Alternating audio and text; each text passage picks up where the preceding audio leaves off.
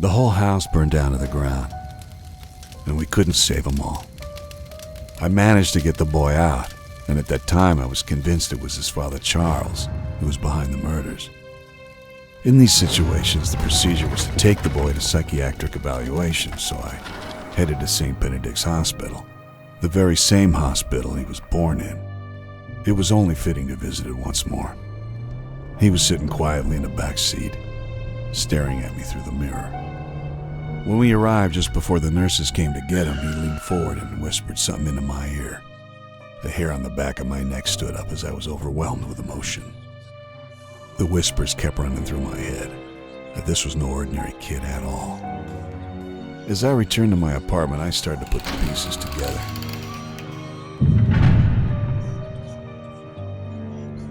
They were all pointing at the boy.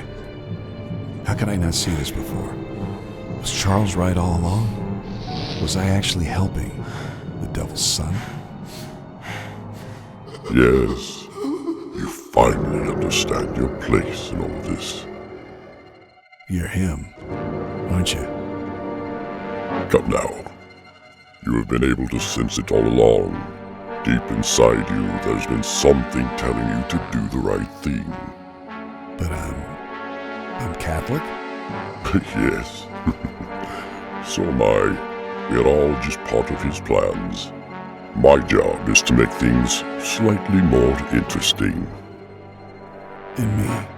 I'm also just a part of the plans. You have done what you are supposed to do, and you are going to do a lot more. We're only getting started here. And look at it this way.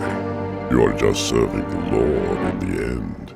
He is the one who actually devised the upcoming rapture.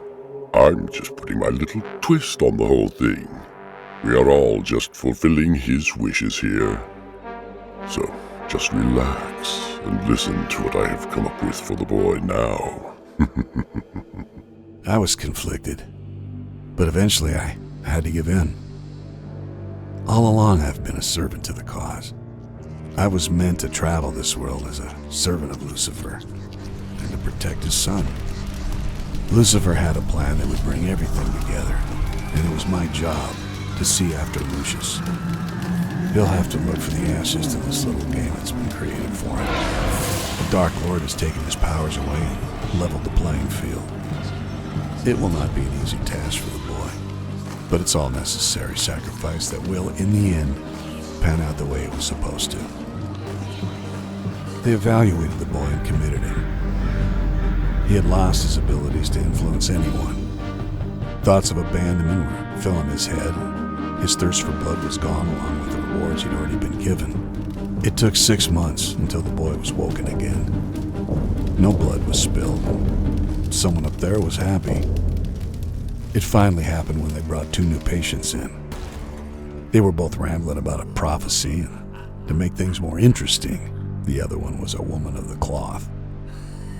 Immediately, Lucius realized that there was more that he had to do, so in the blink of an eye, he attacked the nun. There was a fire inside him again. He was not forsaken. He felt useful again. However, the employees managed to put him down.